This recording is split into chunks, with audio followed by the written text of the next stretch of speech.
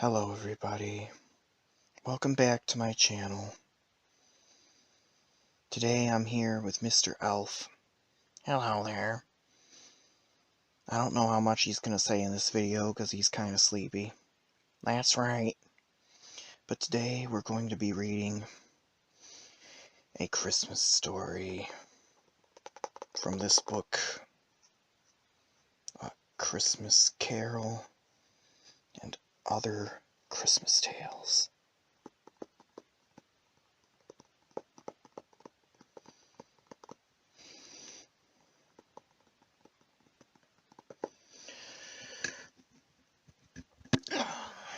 This is a very, very cool book.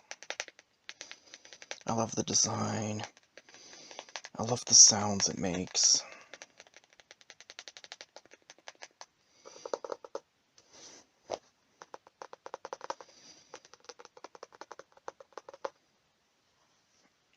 I love the way it's set up.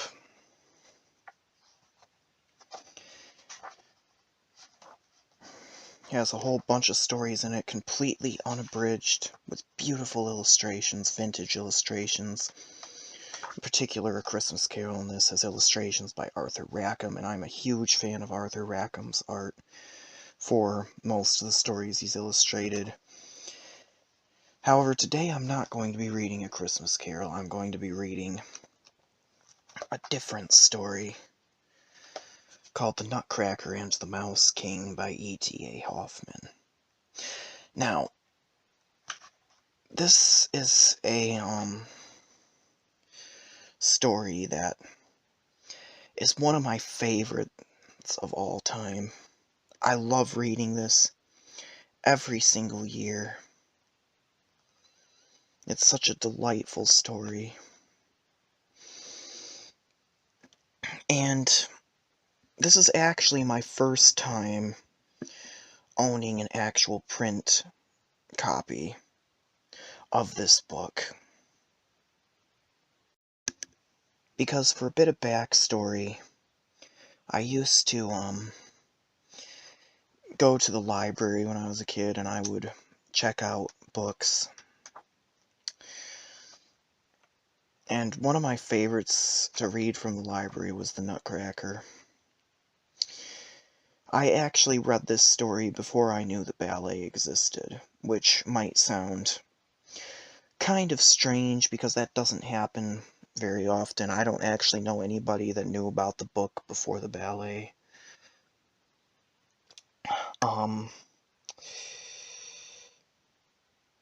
And I just really, really, really love this book. And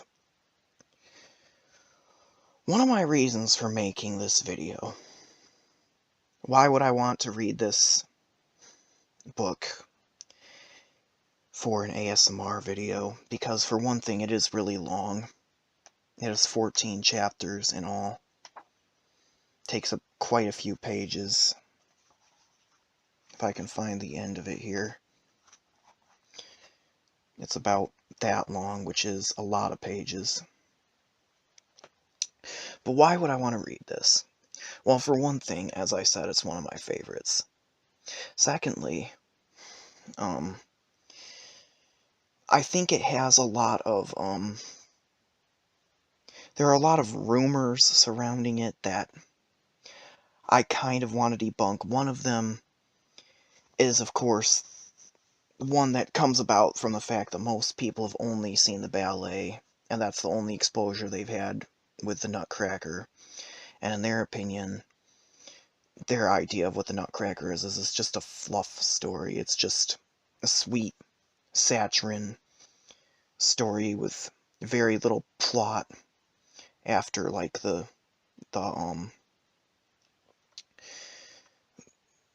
introductory stuff.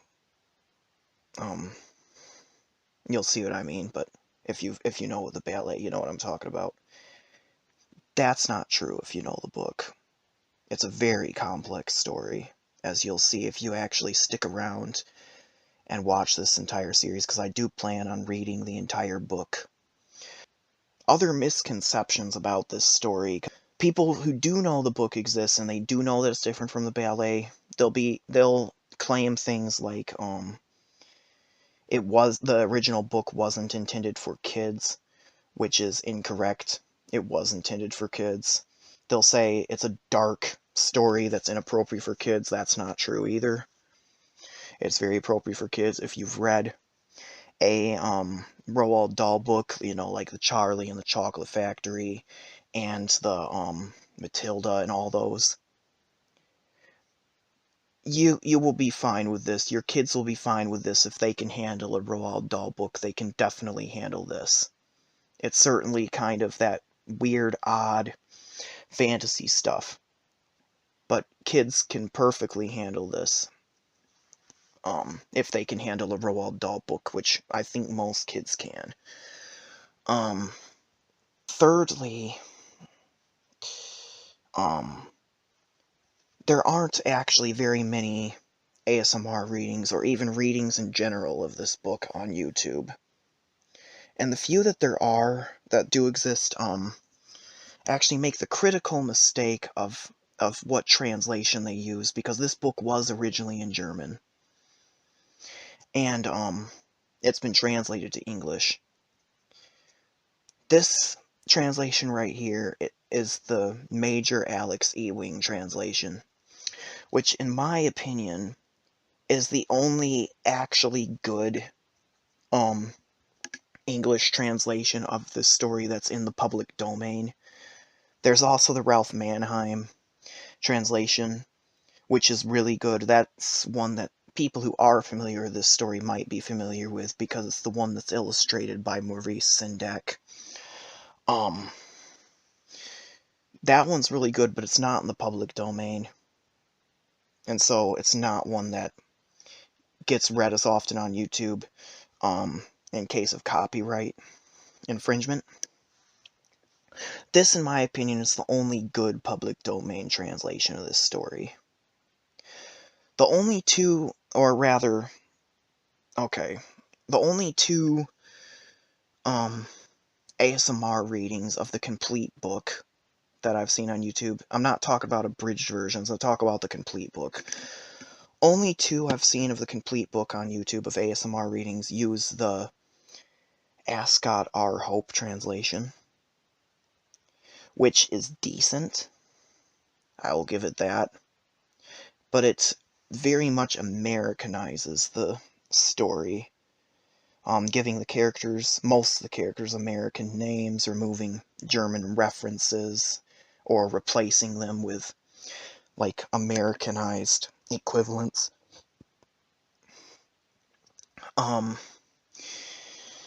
And the non-ASMR public domain reading from LibriVox, if you don't know what LibriVox is, you can look that up, but LibriVox, the LibriVox reading uses the Mrs. St. Simon translation, which in my opinion is awful. I hate it. It certainly will tell you you certainly will get the same story out of it as you get from any other translation of this. But I think the translation from Mrs. St. Simon is just bad. It just reads as really wooden, in my opinion. I don't like it. Which makes me sad that that's the one that's on LibriVox. That's the one that's on Wikisource. I despise it. This is the Major Alex Ewing translation, first published in an anthology called the Serapian Brethren. I don't know how it's pronounced. The Serapian Brethren is what I'm going to say. The Serapian Brethren. That one is on Project Gutenberg. I will probably try to link it below if you do want to read through the complete story without me talking about this. Without having to wait for me to finish this, or if you just want to read the story yourself, Anyway.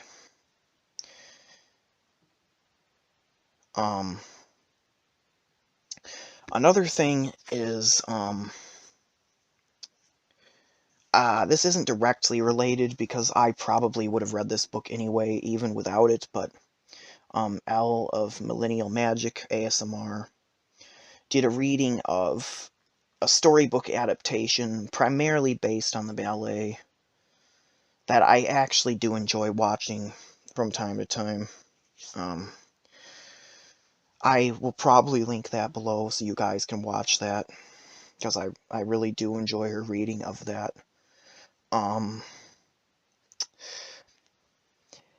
I will try to read A Christmas Carol at some point. I don't know if I'll have time this December, but I will definitely read it by next December if I'm still doing this channel by then, which I plan on, you know. But if you do want to see A Christmas Carol read out of this book, Softly Galoshes did read the first chapter of it out of this exact same book. Not my exact copy, but like the same printing, you know. This is a Barnes & Noble edition. So I might link that below as well if you want to see an ASMR reading of the first chapter of A Christmas Carol from this book, because of course A Christmas Carol is the classic.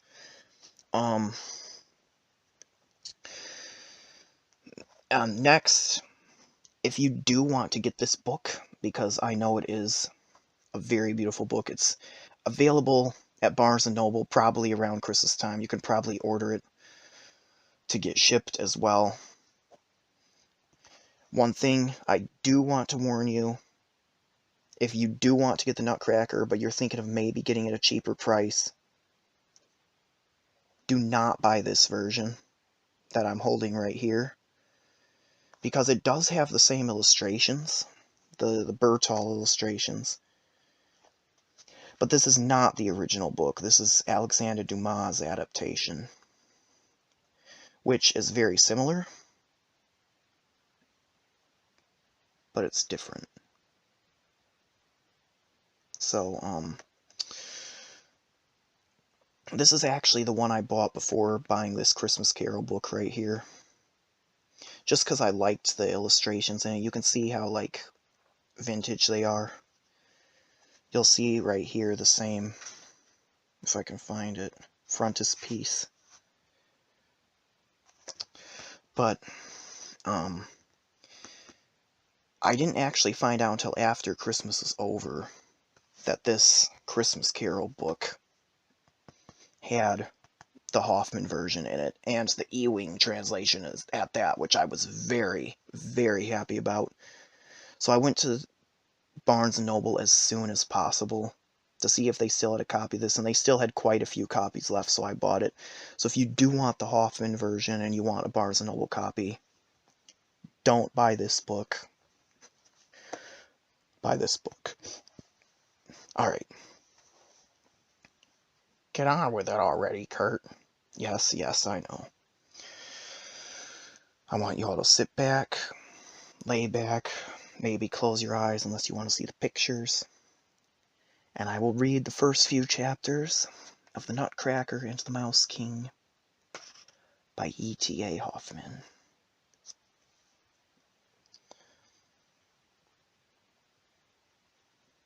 On the 24th of December, Dr. Stahlbaum's children were not allowed, on any pretext whatever, at any time of all that day, to go into the small drawing room, much less into the best drawing room into which it opened. Fritz and Marie were sitting cowered together in a corner of the back parlor when the evening twilight fell, and they began to feel terribly eerie. Seeing that no candles were brought, as was generally the case on Christmas Eve, Fritz, whispering in a mysterious fashion, confided to his younger sister, who was just 7, that he had heard rattlings and rustlings going on all day since early morning inside the forbidden rooms, as well as distant hammerings. Further, that a short time ago a little dark-looking man had gone slipping and creeping across the floor with a big box under his arm, though he was well aware that this little man was no other than Godpapa Drosselmeyer. At this news Marie clapped her little hands for gladness and cried, "Oh, I do wonder what pretty things Godpapa Drosselmeyer has been making for us this time." Godpapa Drosselmeyer was anything but a nice-looking man. He was little and lean, with a great many wrinkles on his face, a big a big patch of black plaster where his right eye ought to have been, and not a hair on his head, which is why he wore a fine white wig made of glass, and a very beautiful work of art. But he was a very, very clever man who even knew and understood all about clocks and watches, and could make them himself. So that when one of the beautiful clocks were in Dr. Stallbaum's house were out of sorts and couldn't sing, Godpapa Drosselmeyer would come, take off his glass periwig and his little yellow coat, gird himself with a blue apron, and proceed to stick sharp-pointed instruments inside the clock in a way that made little Marie quite miserable to witness. However, this didn't really hurt the poor clock, which, on the contrary, would come to life again, and begin to sing and strike as merrily as ever, which caused everybody the greatest satisfaction. Of course, whenever he came, he always brought something delightful in his pockets for the children. Perhaps a little man who would roll his eyes and make bows and scrapes most comic to behold, or a box out of which a little bird would jump, or something else of the kind. But for Christmas he always had some specially charming piece of ingenuity provided, something which would cost him infinite pains and labor, for which reason it was always taken away and put by with the greatest care by the children's parents. "Oh, what can Godpapa Drosselmeyer been making for us this time?" Marie cried, as we have said. Fritz was of the opinion that this time it could hardly be anything but a great castle, a fortress where all sorts of pretty soldiers would be drilling and marching about, and then that other soldiers would come and try to get into the fortress, upon which the soldiers inside would fire away at them as pluckily as you please with cannon, till everything banged and thundered like anything. "No, no," Marie said. "Godpapa Drosselmeyer once told me about a beautiful garden with a great lake in it, and beautiful swans swimming about with great gold collars singing lovely music, and then a lovely girl comes down through the garden to the lake and calls the swans and feeds them with shortbread and cake." "Swans don't eat cake and shortbread," Fritz cried rather rudely, with masculine superiority, "and Godpapa Drosselmeyer couldn't make a whole garden. After all, we have got very few of his playthings. Whatever he brings us is always taken away from us, so I like the things papa and mamma give us much better. We keep them all right ourselves, and can do what we like with them." The children went on discussing as to what he might have in store for them this time. Marie called Fritz's attention to the fact that Miss Gertrude, her biggest doll, appeared to be failing a good deal as time went on, inasmuch as she was more clumsy and awkward than ever, tumbling on the floor every 2 or 3 minutes, a thing which did not occur without leaving very ugly marks on her face, and of course the proper condition of her clothes became out of the question altogether. Scolding was of no use. Mamma, too, had laughed at her for being so delighted with Miss Gertrude's little new parasol. Fritz again remarked that a good fox was lacking in his small zoological collection, and that his army was quite without cavalry, as his papa was well aware. But the children knew that their elders had got all sorts of charming things ready for them, as also that the Christ child at Christmas time took special care for their wants. Marie sat in thoughtful silence, but Fritz murmured quietly to himself, "All the same, I should like a fox and some hussars." It was now quite dark. Fritz and Marie, sitting close together, did not dare to utter another syllable. They felt as if there were a fluttering of gentle invisible wings around them, whilst a very far away but unutterably beautiful strain of music could dimly be heard. Then a bright gleam of light passed quickly athwart the wall, and the children knew that the Christ child had sped away on shining wings to other happy children. At this moment a silvery bell said "Kling-ling, kling-ling," and the doors flew open, and such a brilliance of light came streaming from the drawing-room that the children stood rooted where they were, with cries of "Oh! Oh!" But papa and mamma came and took their hands, saying, "Come now, darlings, and see what the blessed Christ child has brought for you." I appeal to yourself, kind reader or listener, Fritz, Theodore, Ernest, or whatever your name may chance to be. Now I beg you to bring vividly before your mind's eye your last Christmas table, all glorious with its various delightful Christmas presents, and then perhaps you'll be able to form some idea of the manner in which the two little children, so speechless with brilliant glances fixed on all the beautiful things, how after a little, Marie, with a sigh, cried, "Oh, how lovely! How lovely!" and Fritz gave several jumps of delight. The children had certainly been very, very good, and all behaved all the foregoing year to be thus rewarded, for never had so many beautiful and delightful things been provided for them as this time. The great Christmas tree on the table bore many apples of silver and gold, and all its branches were heavy with bud and blossom, consisting of sugar almonds, many tinted bonbons, and all sorts of charming things to eat. Perhaps the prettiest thing about this wonder tree, however, was that in all the recesses of its spreading branches hundreds of little tapers glittered like stars, inviting the children to pluck its flowers and fruit. Also, all round the tree on every side everything shone and glittered in the loveliest manner. Oh, how many beautiful things there were! Who could describe them all? Marie gazed there at the most delicious dolls and all kinds of toys, and what was the prettiest thing of all, a little silk dress with many tinted ribbons was hung upon a projecting branch, and such short that she could admire it on all sides, which she accordingly did, crying out several times, "Oh, the lovely, darling little dress!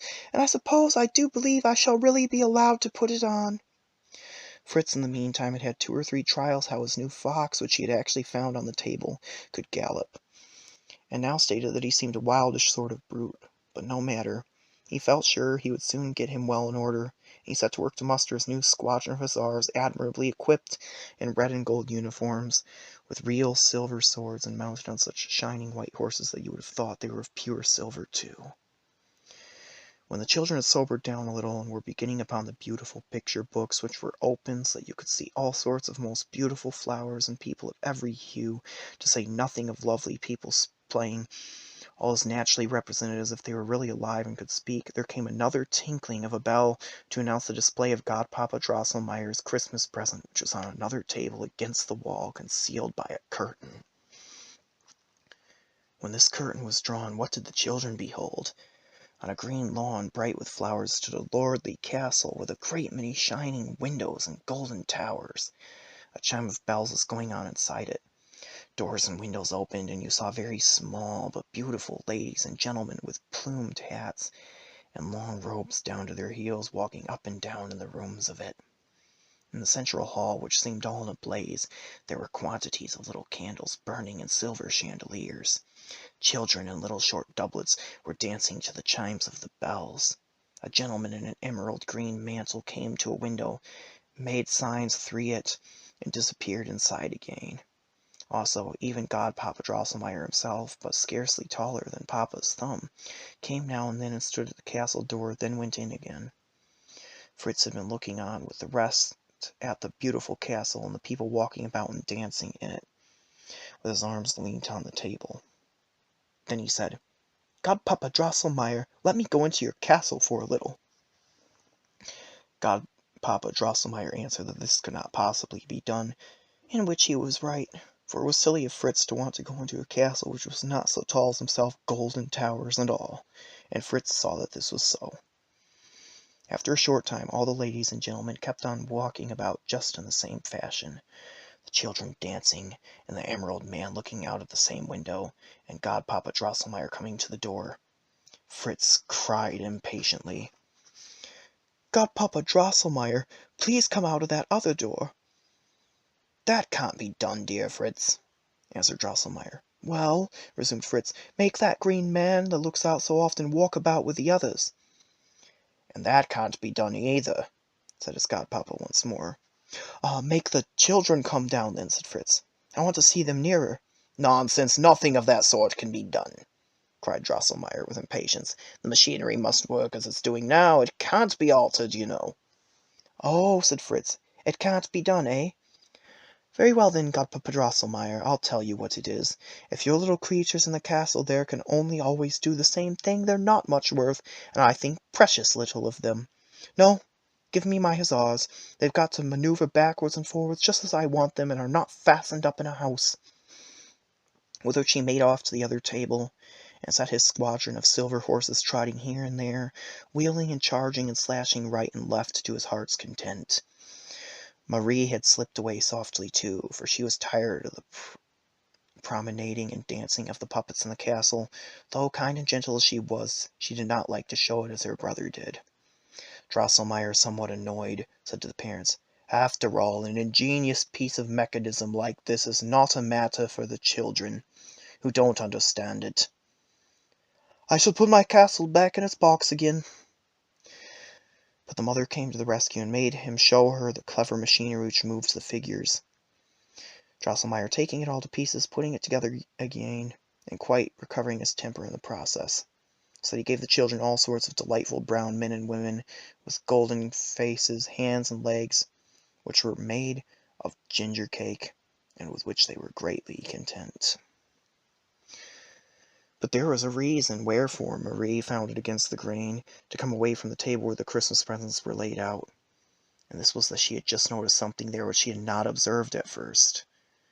Fritz's hussars, having taken ground to the right at some distance from the tree in front of which they had previously paraded, there became visible a most delicious little man, who was standing there quiet and unobtrusive, as if waiting patiently till it should be his turn to be noticed. Considerable objection, might perhaps have been taken him on the score of his figure, for his body was rather too tall and stout for his legs, which were short and slight. Moreover, his head was a good deal too large. Much of this is atoned for by the elegance of his costume, which showed him to be a person of taste and cultivation. He had on a very pretty violet hussar's jacket, all over knobs and braiding, pantaloons of the same, and the loveliest little boots ever seen, even on a hussar officer, fitting his dear little legs just as if they had been painted onto them. It was funny, certainly, that dressed in this style as he was, he had on a little rather absurd short cloak on his shoulders, which looked almost as if it were made of wood, and on his head a cap like a miner's. But Marie remembers that Godpapa Drosselmeyer often appeared in a terribly ugly morning jacket, and with a frightful-looking cap on his head, and yet was a very, very darling Godpapa.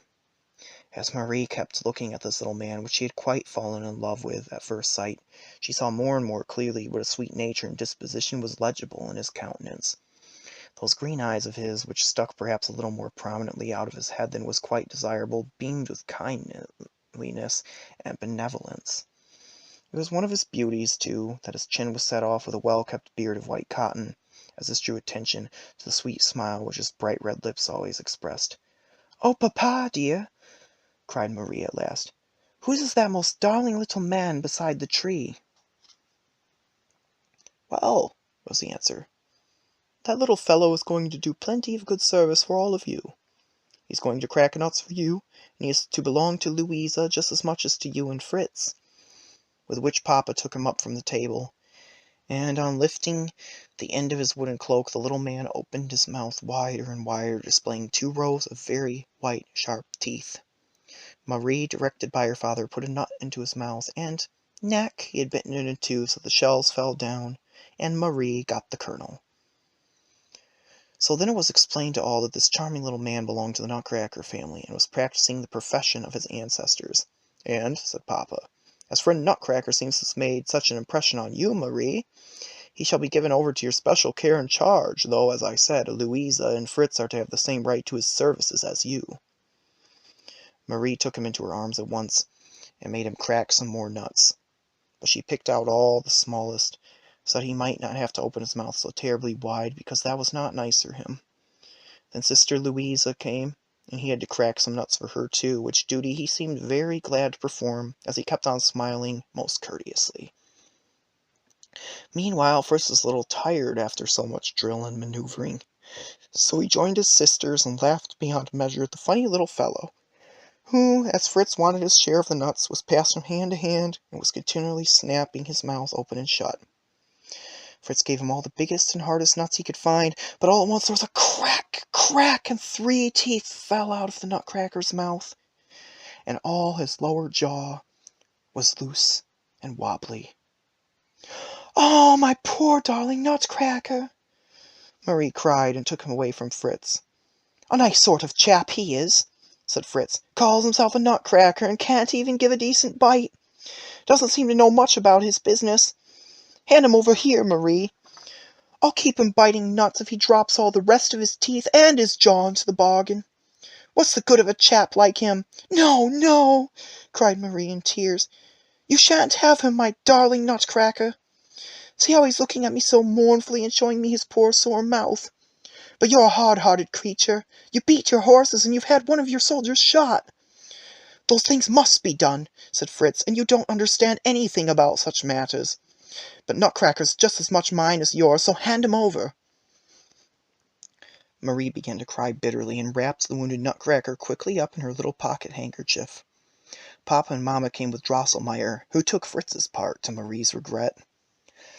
But Papa said, I have put Nutcracker in Marie's special charge, and as he seems to have need now of her care, she has full power over him, and nobody else has anything to say in the matter. And I'm surprised that Fritz should expect further service from a man wounded in the execution of his duty.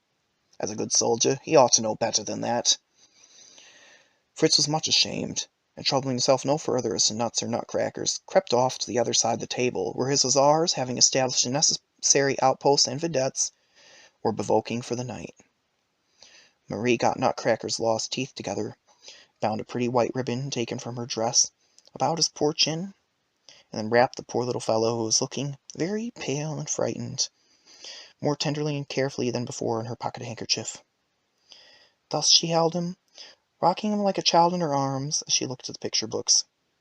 She grew quite angry, which was not usual with her, with Godpapa Drosselmeyer, because he laughed so, and kept asking how she could make such a fuss about an ugly little fellow like that. That odd and peculiar likeness to Drosselmeyer which had struck her when she saw Nutcracker first occurred to her mind again now, and she said with much earnestness, Who knows, Godpapa, if you were to be dressed the same as my darling Nutcracker, and had on the same shining boots, who knows whether you mightn't look almost as handsome as he does? Marie did not understand why Papa and Mamma laughed so heartily, nor why Godpapa Drosselmeyer's nose got so red, nor why he did not join so much in the laughter as before. Probably there was some special reason for these things. That's where I'm going to leave off for tonight. Did you enjoy that, Mr. Elf? Yes, that was very good. I hope you read more of it soon. I hope so too, Mr. Elf, and I hope my audience enjoys it. Please tell me what you think. Any of you who might be watching. I know I don't have that many viewers, but hopefully,